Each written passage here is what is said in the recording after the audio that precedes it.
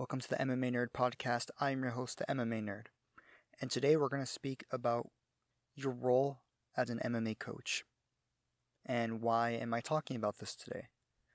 I am talking about this because of the fight between Austin Hubbard and Max Roskopf.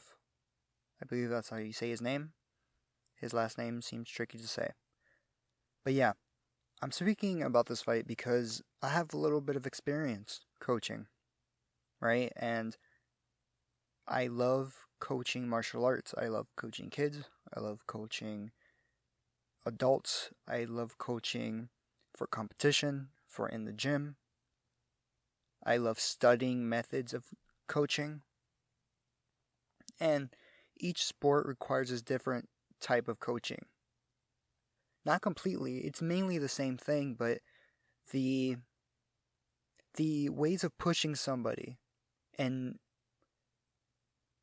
how do I say this? The way in pushing somebody in MMA and the way you'd push somebody or the boundaries of pushing would be different than, let's say, soccer.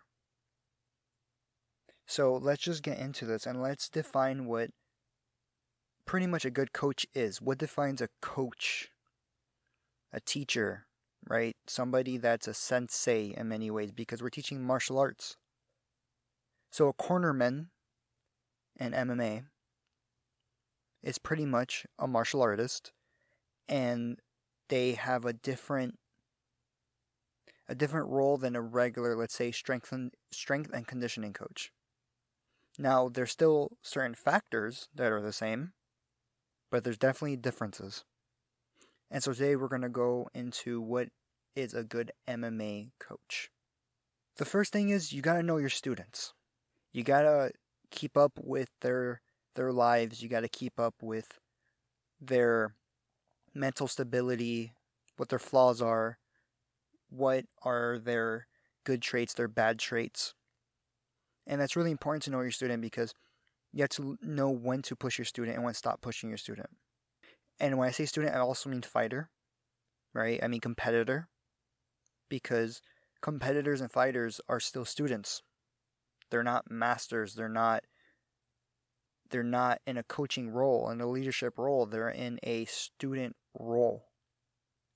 But they're competing. Now, coaching has its own competitiveness and its own other ways.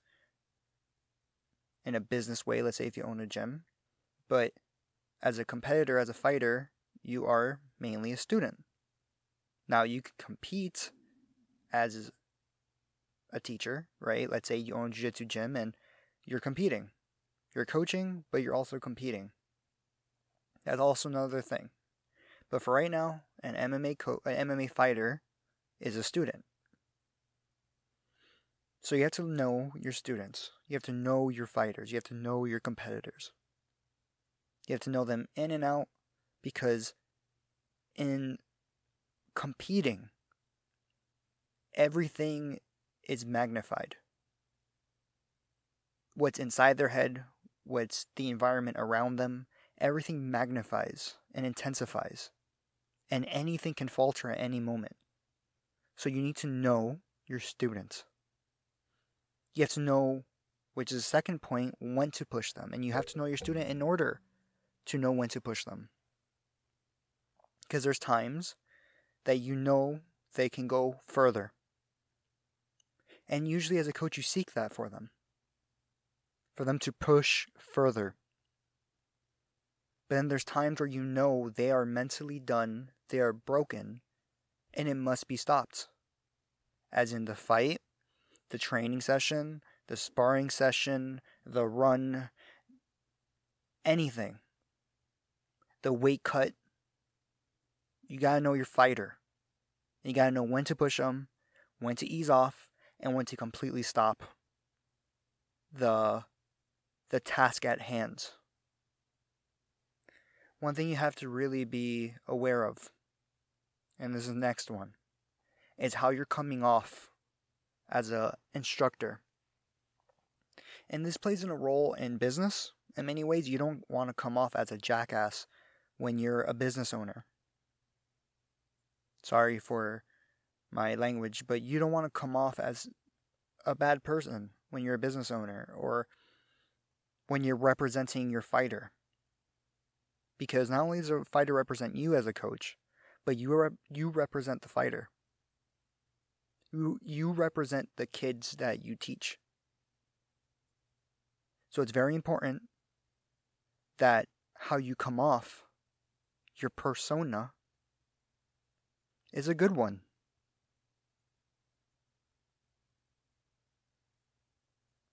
You have to be careful because as a coach, you want your fighter to win.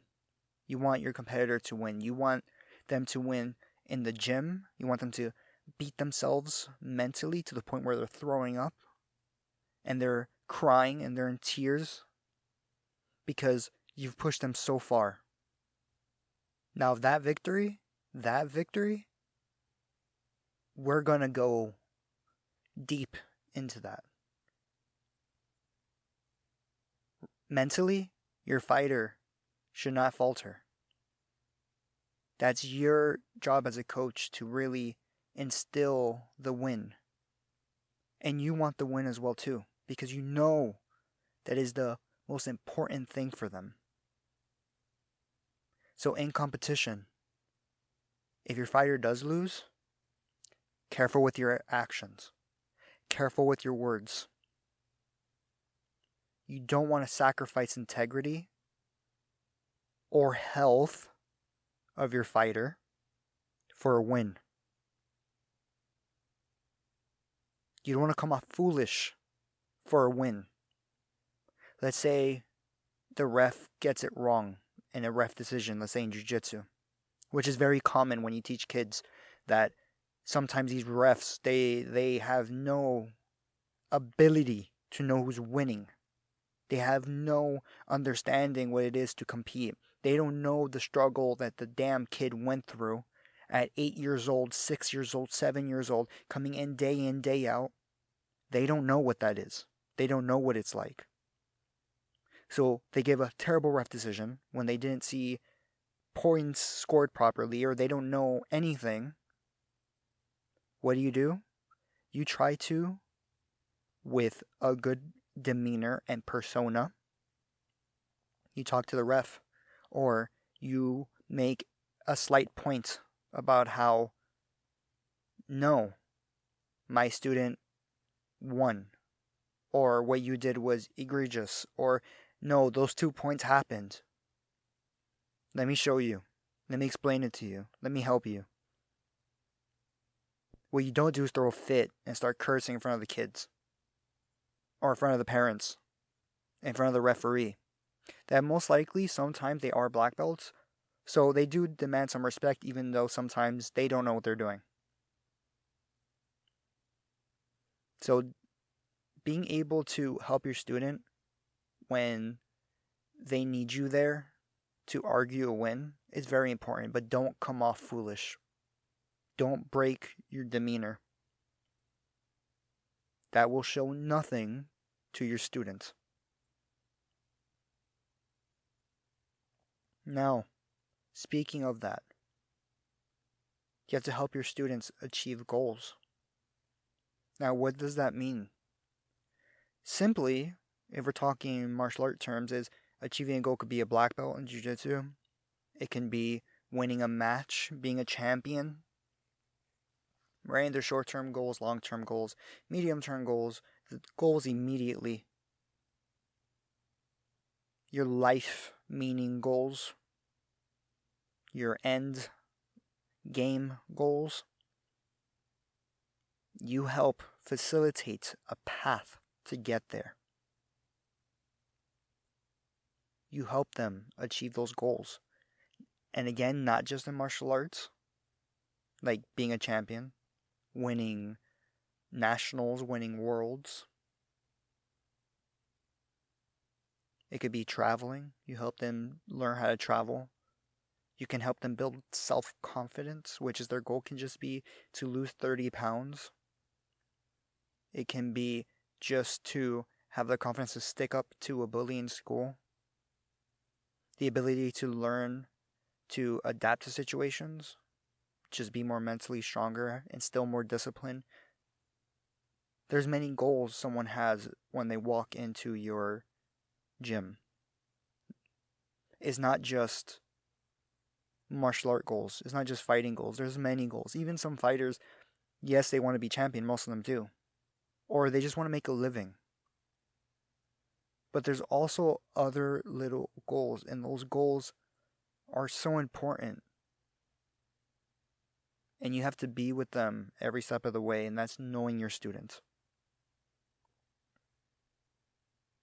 So you have to help them achieve their goals.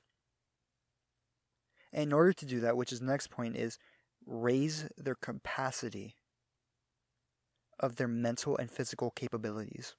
And what do I mean by that? Everybody thinks they have a limit somewhere. Everybody thinks they have a hole in their discipline, a hole in their thoughts, a contradiction. And it limits them. They feel like they have this limit that they can't pass. Physically, they say, well, I can't do 50 push-ups. I can't do 50 pull-ups. I can't run a mile in 5 minutes. I can't go into the cage and fight. I can't win worlds. I can't get on the mat in the competition. I can't get my blue belt. I can't get my black belt. Everybody believes they have these limitations. They're normal. And to be a coach, your role and your job is to show that their capacity to be able to achieve and bring higher heights to their capabilities, mentally and physically, is possible, and you will help them along the way. And sometimes their goals are small, and that's why helping them with their goals are important. But they think that's their limit, is like, man, if I can just pass this little barrier here, like doing one competition or getting my blue belt, or if I can lose these 10 pounds, man, I'm set. Can't even imagine a life after that. And then you help them, and they do it. And then guess what? There's another goal. Now it's 20 pounds. Now it's the purple belt. Now it's, oh, wow, I can own a gym. Not only be a black belt, but own a gym. I can lead others. I can have an impact in my local community. I can do this presentation in school. I can eat healthier every day. I can wake up earlier every day. I can find a loved one. Or a significant other. Not just a loved one, but a significant other. And you help them see that not only are they capable of doing what they think they can't, they're capable of things that they don't even know exists in their life. Or that can exist in their life. So, the next thing is what will help them be able to achieve their goals and do the things they need to do to achieve them is you have to be a safety net and an anchor for these students and for these fighters. You have to be someone they could depend on. When things are rough or need to be salvaged, you're there. So that can be in the ring when you're dead tired and you look at your coach in the eyes and you're exhausted and you feel like you can't go anymore. And you look at your coach and you see, well, if he believes in me, I can do this. Look how much he's done for me, traveled to get here for me. Do all of this. Help me get to this moment. Then I know if he thinks I can do it, I can do it. And not only that, but to know that I have passed my limits. Coach, I've passed my limits. You have to know that that coach will not only stop the task at hand and help you mentally and your health, but to not make you feel guilty or bad.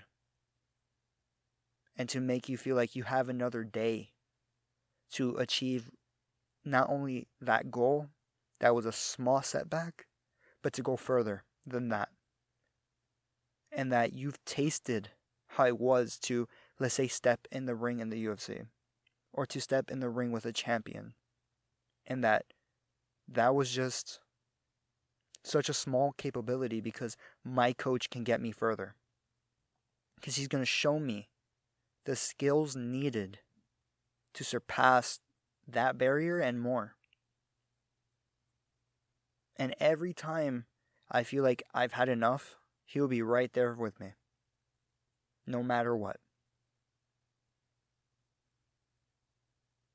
So you can see how this is all kind of leading to this weekend, right?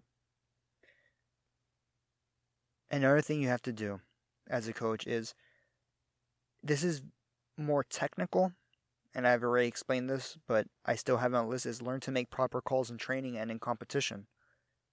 And that comes just with experience. And that comes with your own setbacks and your own mistakes.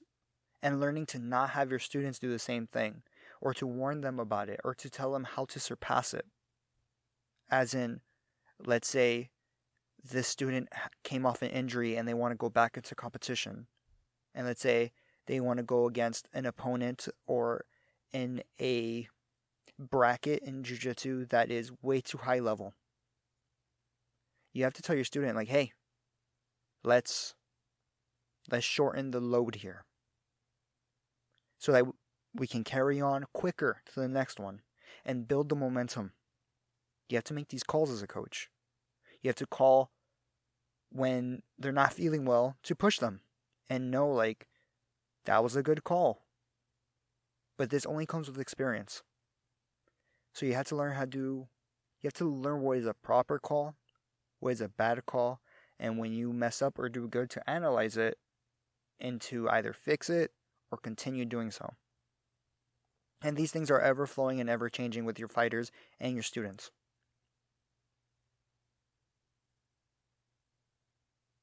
The next thing you have to do goes with raising their capabilities and all that is instill discipline, instill work ethic, honor, manners, and to teach them skills and instill the skills into them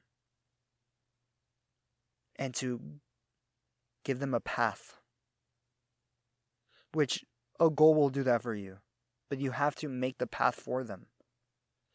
You have to teach them, like, that you have to give them the ability to see which path they should take and how to take it, and give them some tools.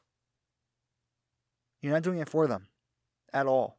You're not dictating where your student goes, but you help them design a path. Maybe that's a better way of saying it. You have to help them design a path and instill discipline for that path, the work ethic every day to design and go through that path, and to have honor while doing it, and to not cut people down, and to not limit other people so that they can feel better,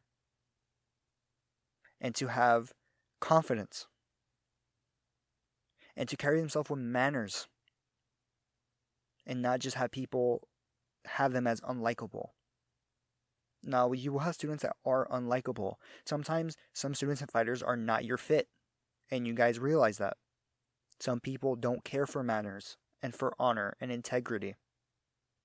But as a coach, especially if you're teaching kids, you must instill that, because it's so important and integral in what we do.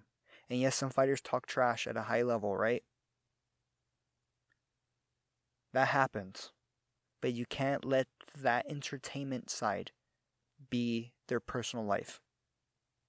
You can't let it swallow them. You can't let that personality and that persona swallow them. There must be integrity and honors, and to be respectful and to have manners. And lastly, you have to teach your students leadership. As a coach, you don't have the highest ranking student or experienced student do the warm-ups because you're lazy. You do it because you're instilling discipline. You're teaching them how to do something daily and how to be a leader. I think it's a discipline. I meant leader. Teaching them how to be a leader. You're instilling leadership into them. Because when they run the warm-up, everyone's following them. Everyone's looking at them. And it's great to start this at a young age. I have young kids being leaders of the class, being the conductor of the class, usually in the beginning, but mainly throughout the class, because I'm always telling them, hey, look at your actions. They're looking at you. You have a role as a leader. You have a role as someone that has responsibility for other people to behave better, because they're looking at you. And I tell my kids every time they get promoted, or every adult that gets promoted, I tell them, you have more responsibility now with this belt than anything else. I remember when I got promoted through my belts, I never looked at each belt as, wow, this is a trophy, a greatness, I'm so good now. No, I was like, I have more responsibility now. I have to take on more responsibility with every belt. Because with every belt you get, there's going to be people under you that are going to look up to you and see you as an example. So you must take on a leadership role early on in your martial art career. Especially as a fighter. People really look up to fighters in gyms. You have to instill leadership into your fighters and your students. Whether it's the day of competition, whether it's the day of a hard training session, an easy training session, a day off, they have to be leaders. And it's not easy being a leader. But if you could teach your students and your fighters these principles and these rules I just kind of laid out, then they can easily be leaders as well. And it will make their path and their goals even clearer. Their willingness to fight would be stronger, because it wouldn't just be for them, it would be for all the people looking up to them. And also meaning if they do lose, that they can then show how it is to lose with respect and dignity. And that there's no shame in it. Because guess what? There's always a next time, there's always tomorrow. And you're going to be better. And at that moment, you're already better. So be a leader. Now that I talked about how to be a coach, let's get into the whole controversy that happened last weekend. Max only had 5 fights. 5 fights against someone that had, I believe, 15 fights. I believe he was 11-4. And he, I believe, trained with of Lloyd Irvin. And Lloyd Irvin is no joke as a jiu-jitsu coach. He has a terrible reputation, but as a coach, the reputation of just being what he produces of students, it's unbelievable. He's probably one of the best jiu-jitsu coaches, and no one talks about it because of the allegations that happened to him. But Max was fighting a guy that had a good jiu-jitsu coach. So I'm guessing the guy had pretty good jiu-jitsu. Max was able to take him down and almost kind of have his way with him in certain aspects, right? He didn't run through him, but the problem here was that he couldn't hold him down and he couldn't execute right away. And with only having 5 fights, if you're used to just taking people down and having your way with them, it's pretty demoralizing for that not to happen. Especially when you have had only 10 days to prep, and it's your first time fighting the UFC. And mind you, he's only a purple belt. He's not like he's an experienced black belt. He's a purple belt. Really good for a purple belt. But at the same time, even if you guys have ever gone on the mat and you guys like mount somebody, you get their back, but they keep escaping and escaping, and you're pushing through, and they're escaping, and you just climb your way to mount again, and passing their guard, and they're escaping, and you're like, man, there's nothing I can do to hold this guy down, and it's so exhausting and demoralizing because you're like, I've tried my 100% best, and I got the best positions on him, but I couldn't finish him, and we have to keep going and going and going, and that you would think the bottom guy would be demoralized, but at times there's guys with iron mentalities that you can get any position on them, and if they escape, they just grow and they don't falter. And that's kind of the situation here, that the other guy had more experience and just kind of weathered the storm, and Max didn't have the cardio for it. He didn't have the mentality to get through it because he only has 5 fights. And that's normal. And I'm saying it's normal because Robert Drysdale, the guy that everybody's bitching about, the guy everyone's complaining about, sorry about my language, he has a lot of experience in martial arts like jiu-jitsu, and he fought in the UFC. So he knows how it's like to have to overcome obstacles as a competitor, and what it's like to be behind, but know that you did well early on, and if you could do well early on, if you just mentally push through, you can do well later. Now the thing here is that the momentum has switched. There was a big switch of momentum, and that I think Max wasn't ready for. And not that he wasn't ready for, but I think that's something Robert Drysdale he undermined how bad the momentum has turned, and how much Max really just stopped engaging, and he looked defeated. As a good coach, let's say in a jiu-jitsu setting, at a jiu-jitsu competition, at times your student doesn't want to compete, and what you do is you force them out there. And the reason why is because they're going to regret it more if they don't do it than if they did it and lost. And they'll be happy that you pushed them. They'll be like, thank you. Because they realize that they were able to do something that they thought they couldn't do at that moment. And as a coach, you want to give that to them. You want to push them, and then they see, wow, I am just way more capable than I thought I was. Or even if they lost, they're like, at least I did it. And I didn't know I had that in me to muster up the will to do it. But this isn't a jiu-jitsu match. This is a fight, a fist fight, where you can get kicked in the face, you can get suplexed on your neck, you can have your arm broken, you can get knocked out severely with a lot of brain damage. You could get a lot of lacerations in your face and permanently mess up nerves on your face. Or any freak accident can happen. It's not jiu-jitsu, where, let's say if someone gets beat up, if you know pretty much if the guy isn't super, just way better than you, way better than you, then the match shouldn't be happening, because in jiu-jitsu, it's by experience and by belt rank.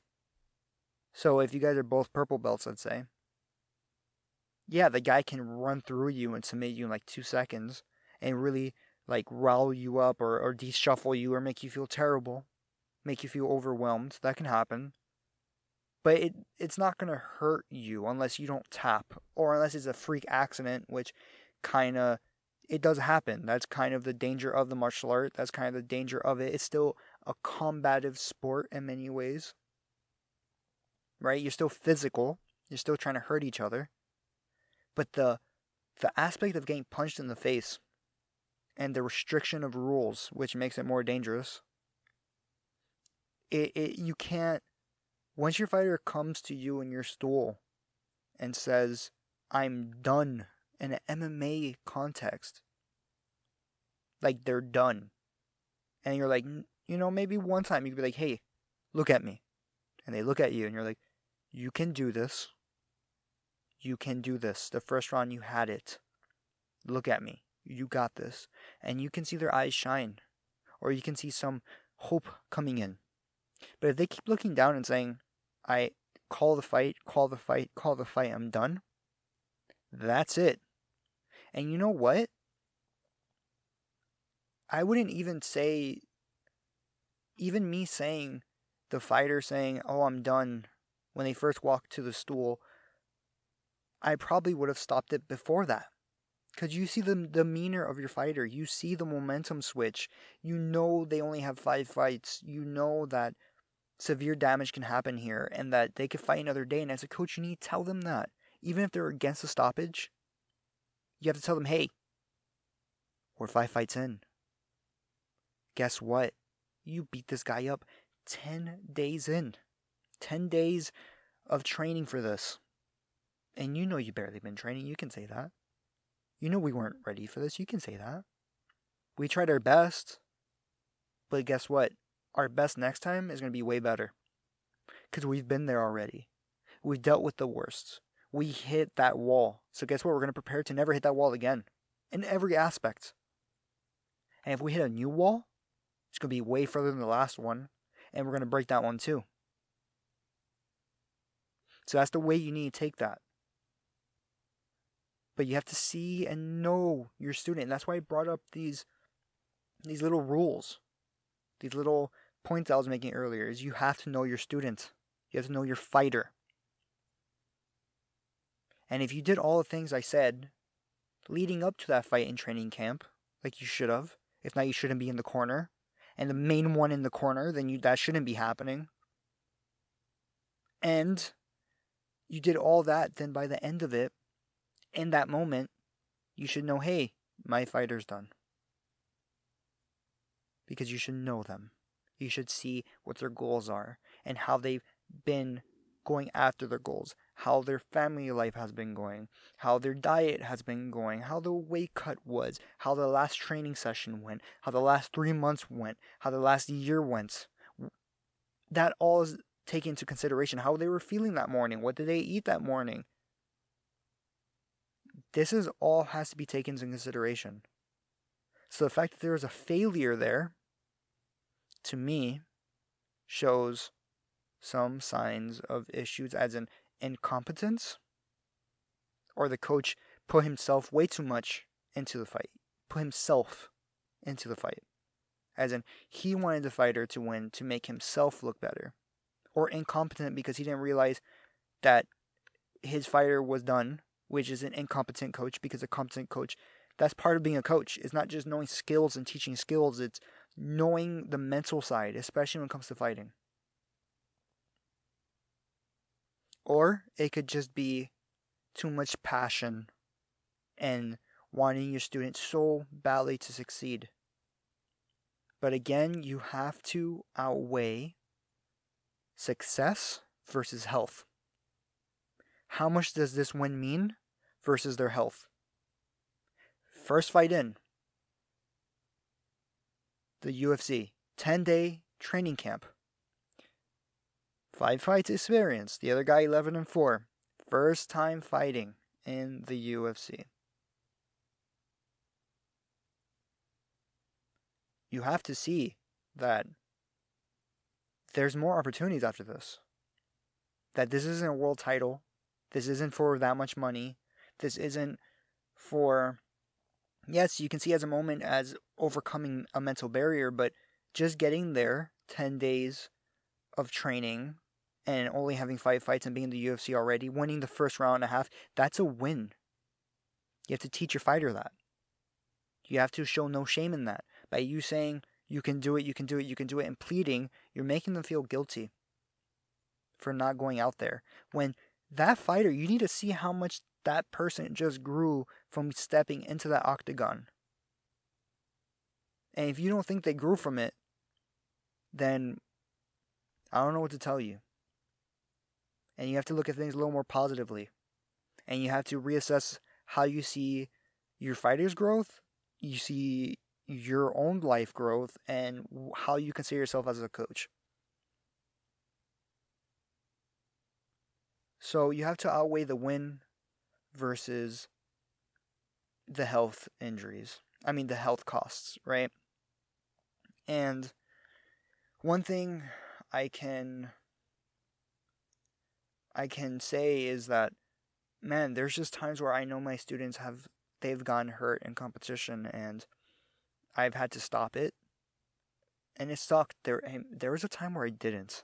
There's a time where a student got hurt and I made them keep going.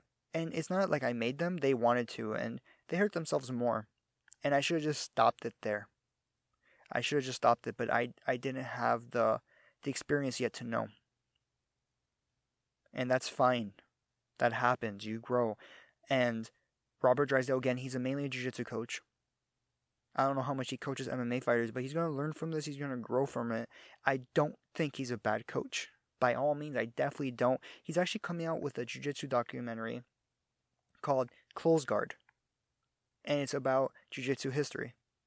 And I'll recommend you guys to do some research and listen to some of his interviews, and the documentary should be coming out, I think, next month.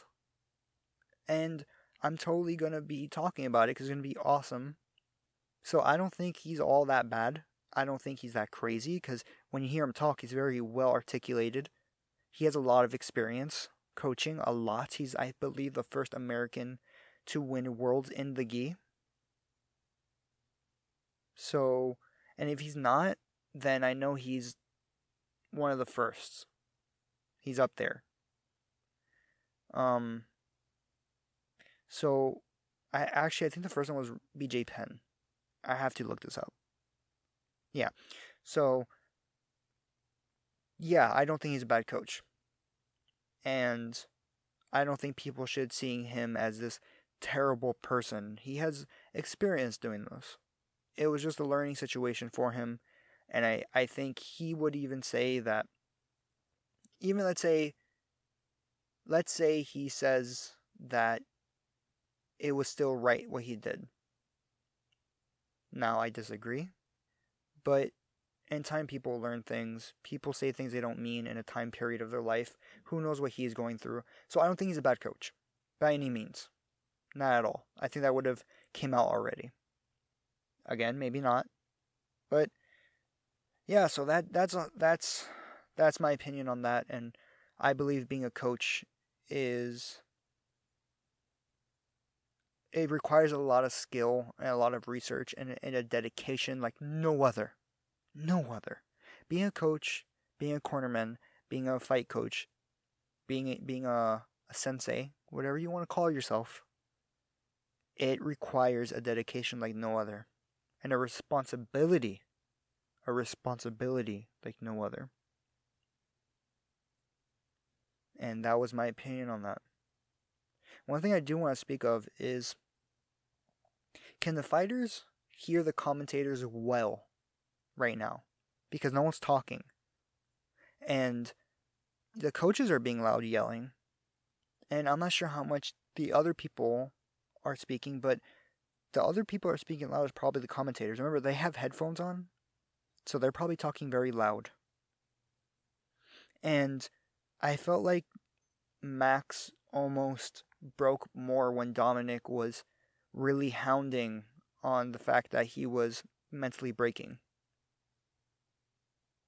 And everybody was talking about him mentally breaking way before he really mentally broke.